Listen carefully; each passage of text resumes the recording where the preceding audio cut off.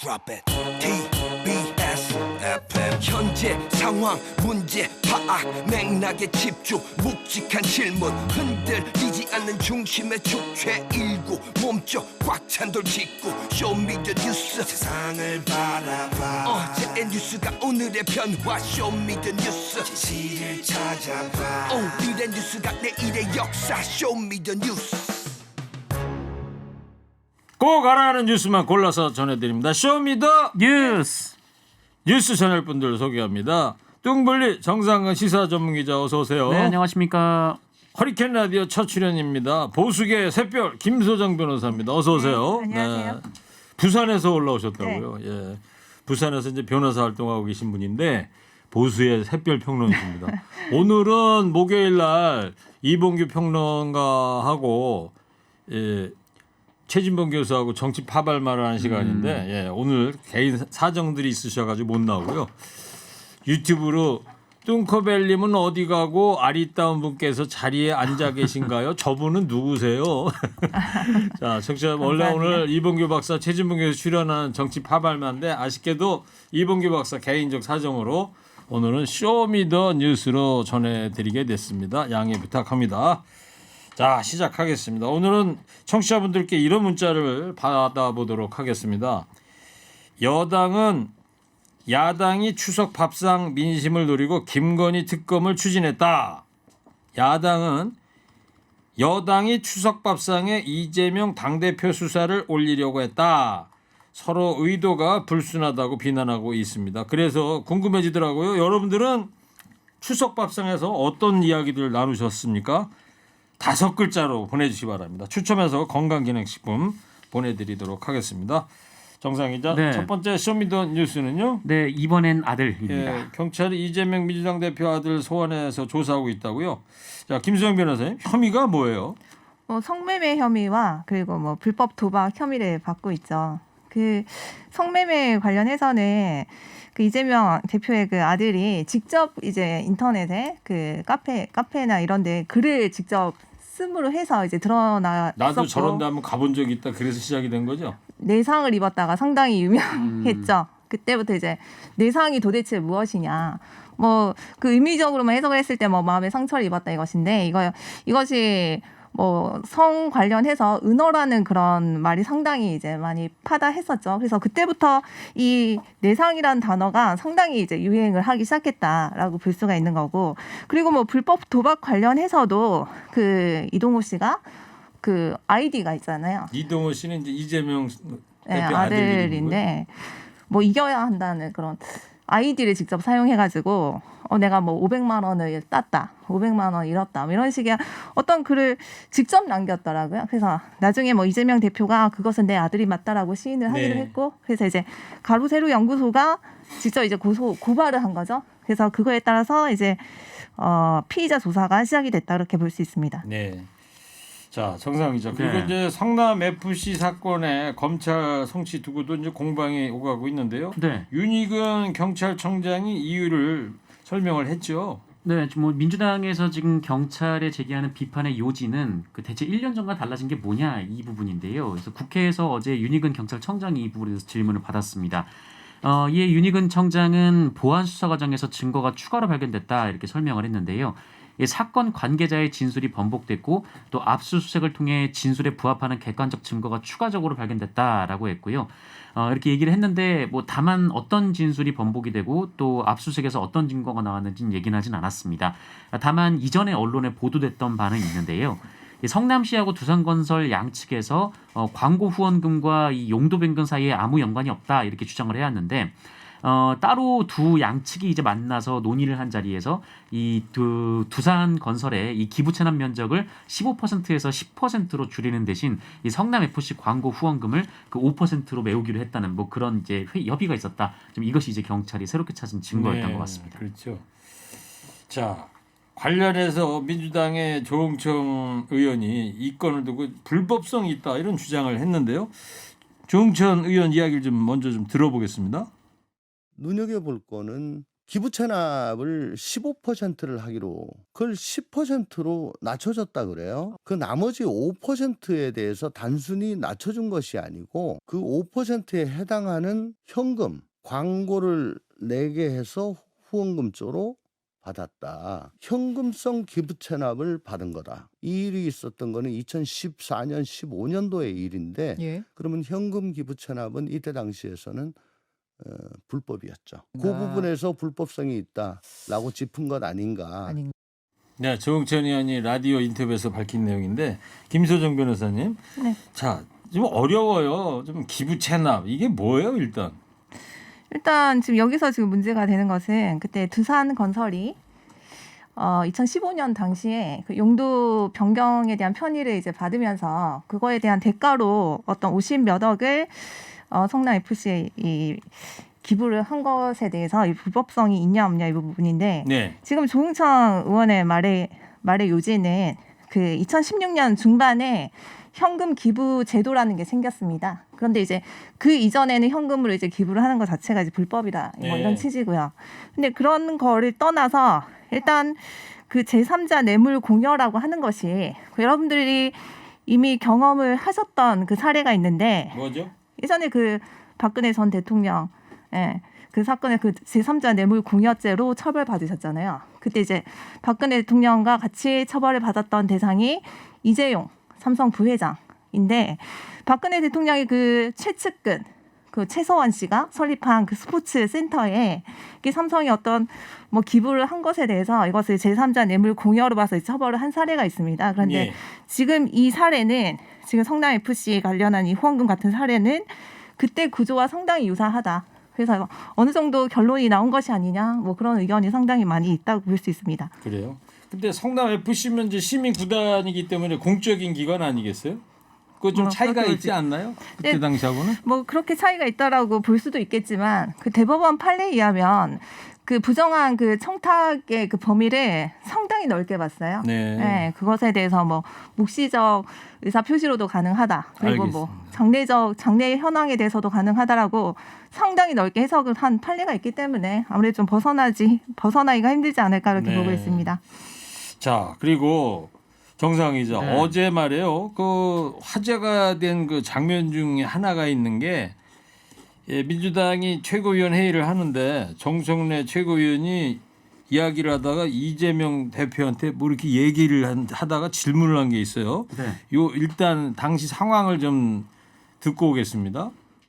사전에서 뇌물이란 단어를 한번 검색해 봤습니다. 뇌물이란 어떤 직위에 있는 사람을 매수하여 사사로운 일에 이용하기 위하여 넌지시 건네는 돈이나 물건이라고 되어 있습니다.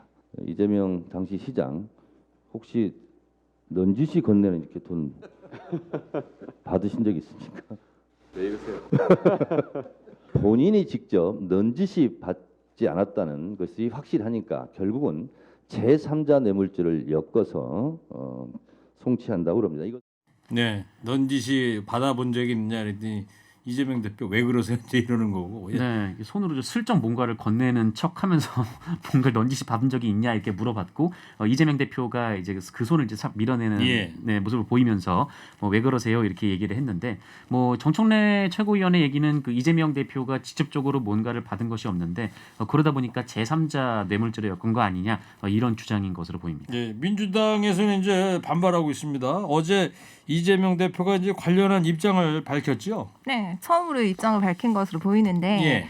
뭐 제가 명확히 떠오르는 단어가 이제 정적을 제거하는 것이다. 그리고 뭐 국력 소모다 이런 식의 발언을 했습니다. 그런데 이재명 대표가요? 네. 근데 이제 이거에 대해서 이제 바로 국민의힘 측에서 그것은 정적 제거가 아니라 도적을 제거하는 것이 아니냐 이런 반발이 나오긴 했고요.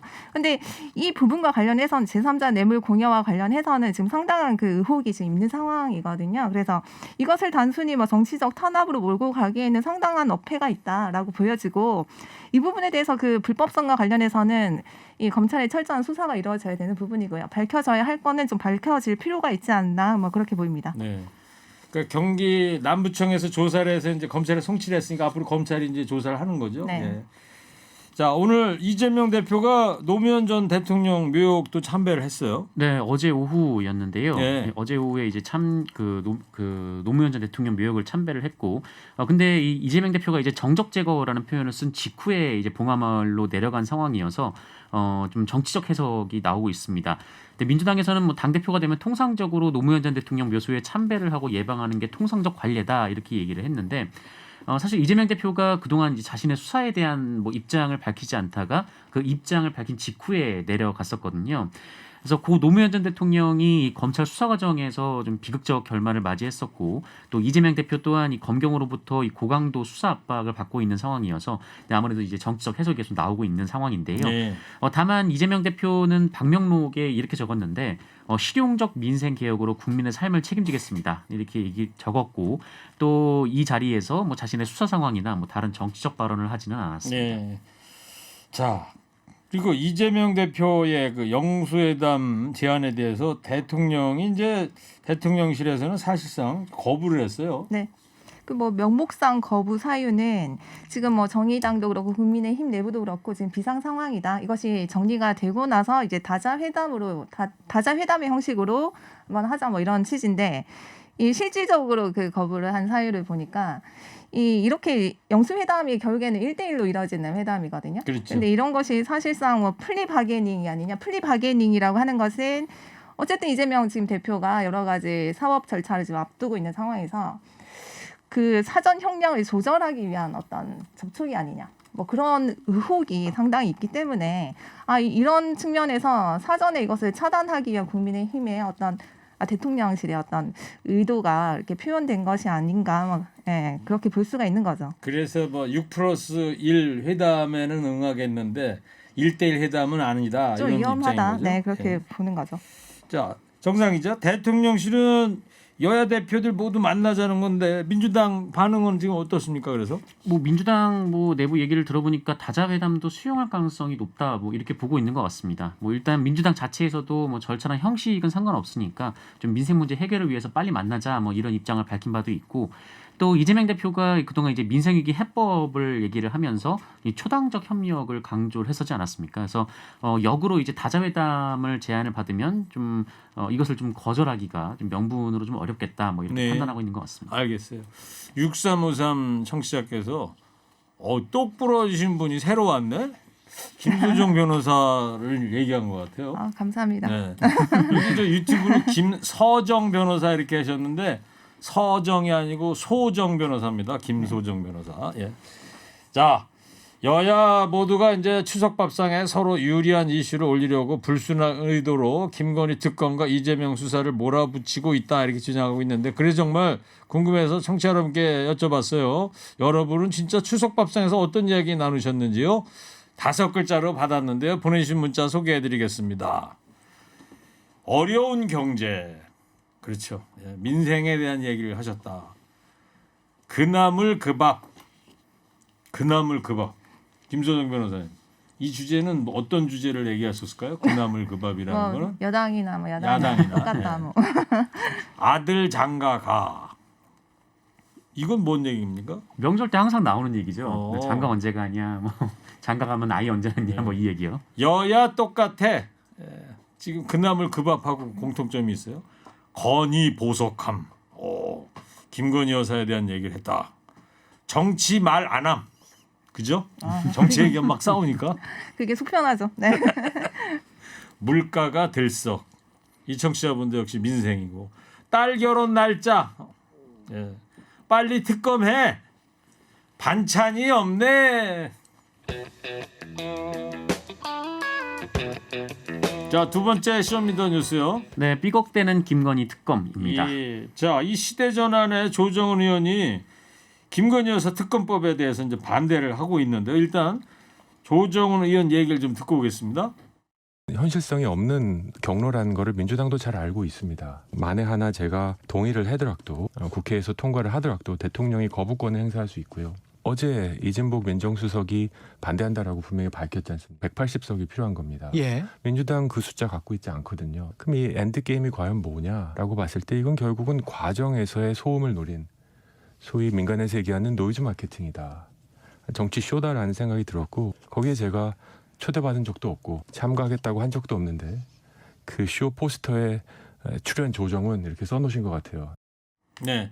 자, 조정은 의원의 이 발언 어떻게 해서 나오게 된 거라고 봐야 될까요? 네, 뭐 KBS 라디오에 출연해서 했던 얘기인데요. 예. 이 조정은 의원이 이 국회 법사위원회 소속인데 이 김건희 특검법 추진을 두고 이 노이즈 마케팅이자 정치쇼 이렇게 비판을 했습니다. 이 특검이 이제 현실성이 없다라는 이유였는데 이전부터도 계속 이제 특검을 통과를 패스트트랙에 올려서 통과를 시키더라도 대통령이 거부권을 행사할 가능성이 높기 때문에 사실상 이것은 뭐 결국 노이즈 마케팅이자 정치 쇼다 좀 이렇게 비판을 했습니다. 네. 특히 민주당에 대해서 좀 굉장히 좀 불만을 많이 얘기했는데요. 본인한테 전화 한 통 없고 연락 한 번 없었는데 본인이 참석할 것이라는 걸 기정사실화했다라고 얘기를 하면서 민주당이 이 특검법 추진의 근거로 여론조사를 들고 있는 것에 대해서도 이 선택적으로 여론조사를 들먹이며 역사적 책임을 지라고 또 일방적으로 밀어붙이는 행위는 이 민주당의 내로남불적인 성향 그리고 집단주의적인 성향을 반영한다 이렇게 비판을 했습니다. 네. 이 법사위 소속 의원인데 조정은 의원이 김소영 변호사님. 네.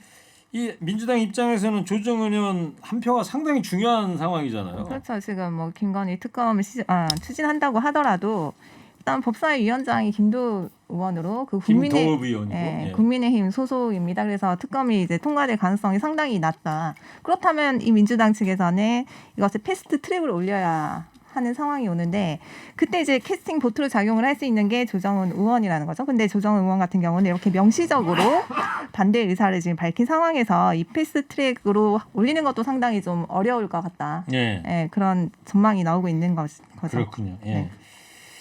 이러다 보니까 정상이죠. 민주당에서는 조정은 의원에 대한 공세를 강화하고 있어요. 네, 이 국회 법사위원회 소속의 박범계 의원도 이제 KBS 라디오에 출연해서 이렇게 비판을 했는데 이 조정은 의원의 행동이 본인이 앞으로 의정 활동을 하는데 어떻게 도움이 될지 모르겠다라고 얘기를 했고요. 또 어떻게 해서 조정은 의원이 국회에 들어오게 됐는지 한번 돌아왔으면 좋겠다라고 말했습니다. 조정은 의원이 이제 민주당 비례위성정당 비례대표 출신이라는 점을 언급한 것으로 보이고요. 전용기 민주당 의원도 SNS에 이 조정은 의원을 향해서 부끄럽지 않은가라고 비판하면서 김건희 여사 관련 의혹은 그저 퉁칠 수 없는 것들이다라고 얘기를 했습니다. 예, 알겠어요. 한 청취자께서 이봉규 박사보다는 100번 난데 이런 문자 김소정 변호사님 어떻게 생각하십니까? 아유, 저만 알고 있어요.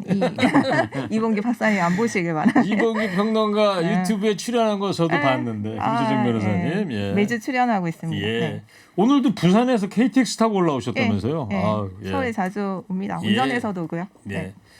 자, 여야 모두 추석 밥상에 서로 유리한 이슈를 올리려고 불순한 의도로 김건희 특검과 이재명 수사를 몰아붙이고 있다 주장하고 있는데 청취자 여러분들은 이번 추석 밥상에서 어떤 이야기 진짜 나누셨는지 5글자로 받고 있습니다. 밥상이 뭔 죄? 무슨 뜻일까요? 밥상이 뭔 죄? 밥상을 뒤엎어서 그런가요? 아니면 너무 명절만 되면 밥상머리 토크 이런 거 언론에서 얘기하다 보니까 밥상이 뭔 죄냐 이렇게 써주신 것 같기도 하고 아직도 대선 네. 정치 얘기 지겹다 이런 뜻이기도 하고요. 코로나 걸림 이분은 저 코로나 때문에 아마 겸상도 못하셨다 이런 말씀 같아요. 저녁 뭐 먹지? 예. 아침 추석 밥상에서 저녁 걱정을 하셨다. 이제 그만해. 말하면 뭐해? 다 해먹어라. 마지막 준서가 힘내.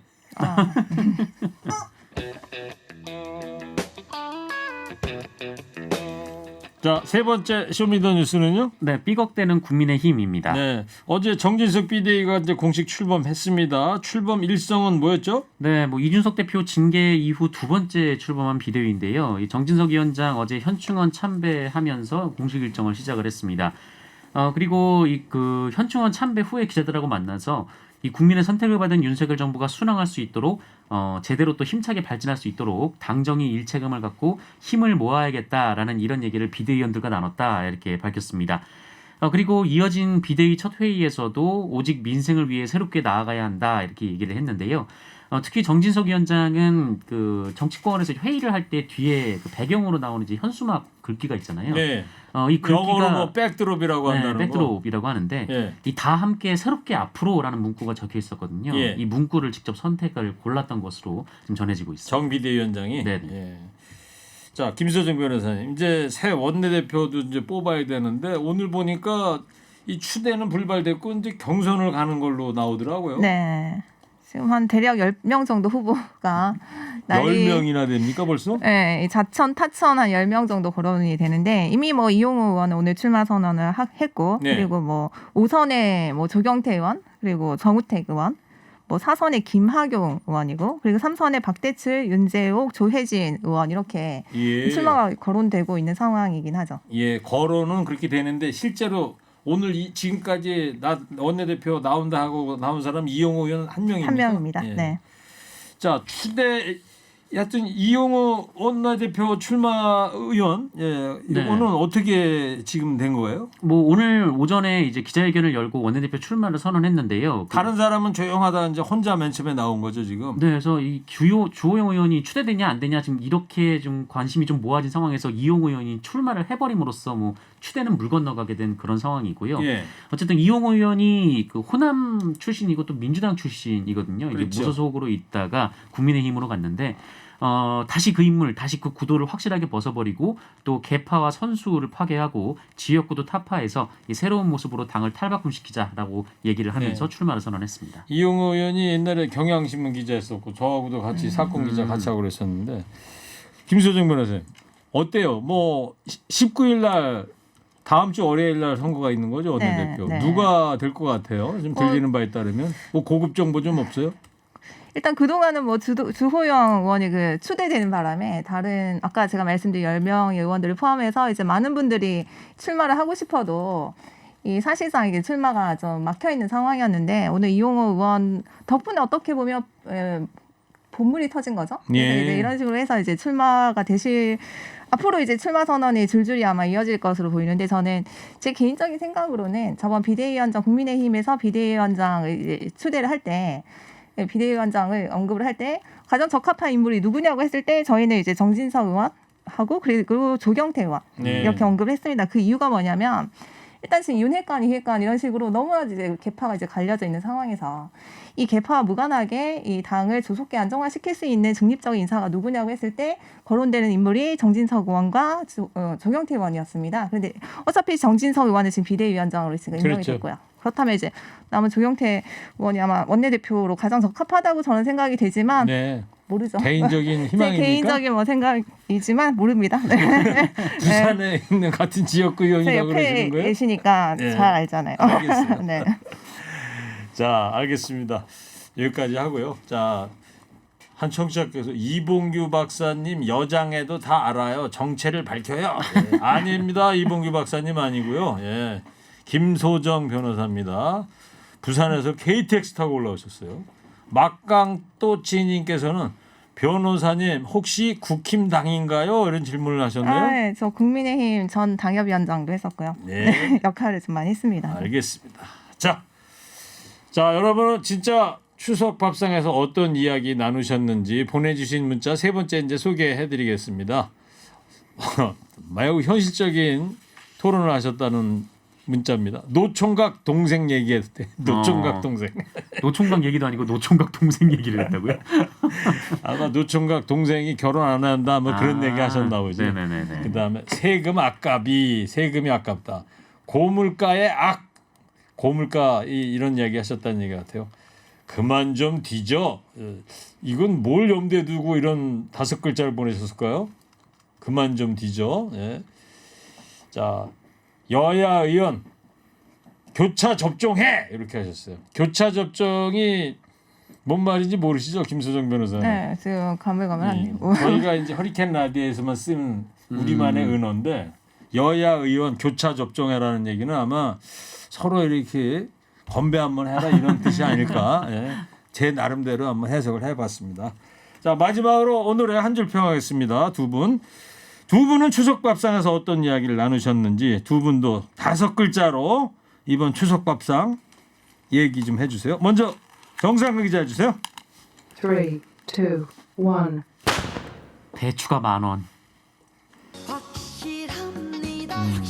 배추가 물가 얘기했다는 얘기구나. 네, 원래 15,000원인데 금추 얘기했다는 글자로 거. 줄이다 보니까요. 네. 예, 김치 한 점에 1,000원이라고 네, 많이 못 먹었습니다. 좋습니다. 자, 한 줄 평 처음 해보실 텐데, 자, 김소정 변호사 해주세요. 3, 2, 1. 이 대표 구속. 저 너무 솔직했나요? 죄송합니다. 저 너무 솔직하게. 내용보다도 뭐 오늘 처음이셔서 특별히 잘했군 잘했어요. 이 음향 효과가 나갔다고 합니다. 자, 쇼미더뉴스 수고들 하셨습니다. 지금까지 정상근 기자, 김소정 변호사였습니다. 두 분 감사합니다. 고맙습니다. 감사합니다.